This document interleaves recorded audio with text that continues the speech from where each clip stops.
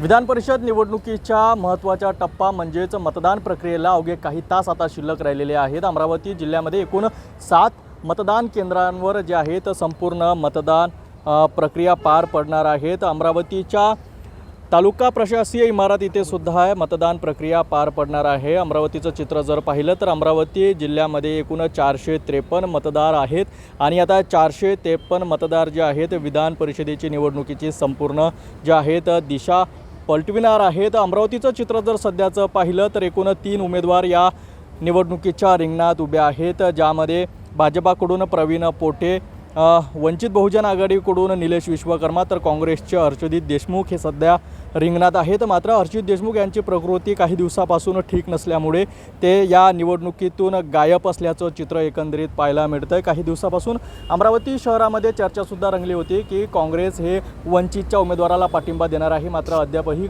कोणताच जे आहेत निर्णय काँग्रेसकडून घेण्यात आलेला नाही। त्यामुळे आता संपूर्ण निवडणूक कशा पद्धतीनं पार पडते याकडे संपूर्ण जिल्ह्याचं लक्ष लागलं आहे आणि येत्या 21 तारखेला मतदान प्रक्रिया पार पडणार आहे। या मतदान प्रक्रिया पार पडल्यानंतरच नेमकं अमरावती शहराचं कशा पद्धतीनं कायापालट होतं या निवडणुकीचा ते समोर येणार आहेत। कॅमेरा पर्सन सोबत मी रोहित काळे, पात्र LS मराठी, अमरावती।